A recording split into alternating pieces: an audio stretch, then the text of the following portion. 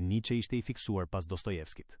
Ai ndeshi librin Shënime nga nën toka plotësisht rastësisht në një librari në Nis. U mbreslua aq shumë prej tij, saqë i shkroi një miku duke i thënë se Dostojevski ishte i vetmi psikolog nga i cili kishte mësuar ndonjë gjë. Jo një psikolog profesionist, jo një filozof, por një novelist që kishte vdekur rreth 6 vjet më parë. Dhe jap se kjo ka aq shumë rëndësi, sepse Dostojevski dhe Nietzsche shpesh përmenden në të njëjtën fjali, por njerëzit nuk prirën të shpjegojnë pse. Unë mendoj se kjo ndodh sepse të dy ishin të fiksuar pas të njëjtës ide. Pyetja se çfarë ndodh me njerëzit në mungesë të Zotit. Kur e gjithë struktura që i jepte kuptim jetës papritur shembet dhe nuk ka asgjë poshtë saj.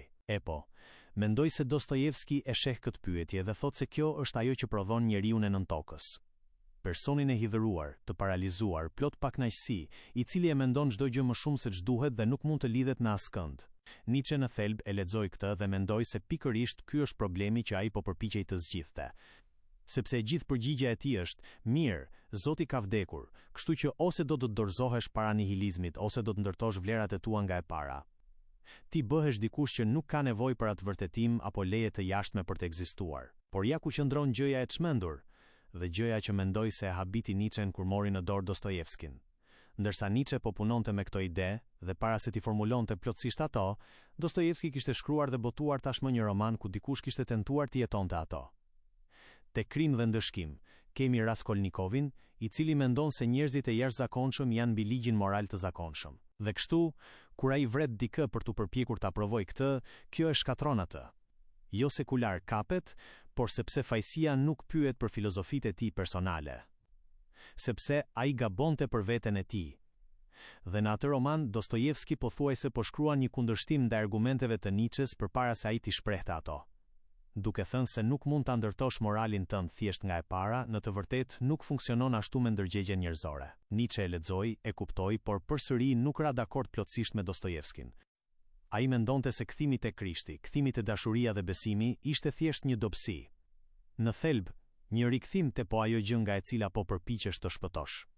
Pavarësisht sa shpesh shoqërohen bashk, ata kurrë nuk u takuan në të vërtetë.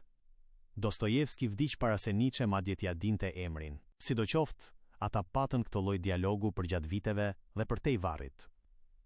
Dhe ky u bë një nga argumentet më të rëndësishme për 2 shekujt në vijim. Por ajo që më duket me të vërtetë interesante për këtë marrëdhënie është se nuk ka një zgjidhje. Dostojevski thotë se duhet parë çfarë ndodh kur përpiqemi të jetojmë pa Zotin, ndërsa Nietzsche thotë se duhet parë çfarë ndodh kur nuk hiqet dorë prej tij. Dhe ky argument është ende i pranishëm sot. Interpretimi filozofik. Pse ky dialog është gjithëpërfshirës? Videoja kap saktësisht thelbin e një prej përplasjeve më të mëdha ekzistenciale të njerëzimit. Të dy autorët pan të njëjtën krizë në horizont: ardhjen e nihilizmit, humbjen e kuptimit absolut të jetës pas rënies së autoritetit fetar në Evropë. Megjithatë, diagnozat dhe zgjidhjet e tyre ishin diametralisht të kundërta. 1. Dostojevski, rreziku i lirisë absolute. Për Dostojevskin, nëse Zoti nuk ekziston, moralisht çdo gjë bëhet e lejuar. Ai argumenton se njeriu nuk është një qenie thjesht racionale që mund të shpik moralin e vet pa u shkatruar nga brenda. Raskolnikovi nga romani Krim dhe ndëshkim është eksperimenti i tij letrar, një i ri që tenton të jetë mbi njeriu përpara se Nietzsche ta shkruante atë koncept si teori. Ai vret për të provuar se është mbi rregullat e shoqërisë, por pëson një kolaps të rënd psikologjik.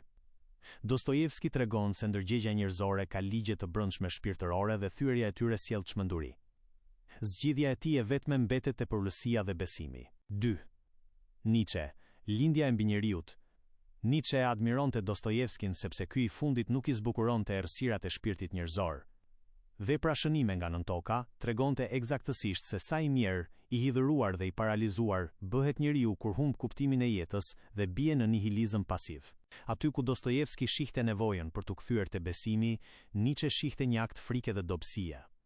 Për Nietzschen, të kthehesh te feja pasi e ke kuptuar se ajo është një ndërtim njerëzor, ishte vetvrasje intelektuale. Zgjidhja e tij ishte mbi njeriu Ubermensch. Njeriu i fortë që pranon vdekjen e Zotit, kalon përmes kaosit dhe krijon vlerat e veta me anë të vullnetit të pastër. Ironia e madhe historike, ajo që e bën këtë analizë kaq goditse, është theksimi i ironisë kohore. Dostojevski shkroi librat e tij si një paralajmërim profetik kundër ideve që Nietzsche do të propozonte vite më vonë. Është sikur Dostojevski të kishte parë në të ardhmen dhe të thoshte se zgjidhja e Nietzsches do t'i çojë njerëzit drejt shkatrimit shpirtëror. Ndërsa Nietzsche do të përgjigjej se Dostojevski e pa sëmundjen sakt, por ju trembën syt nga shërimi i vërtet. Me që jemi te kjo përplasje e madhe idesh, cili nga këto dy këndvështrime mendon se pasqyron më mirë dilemat e njeriut të sotëm?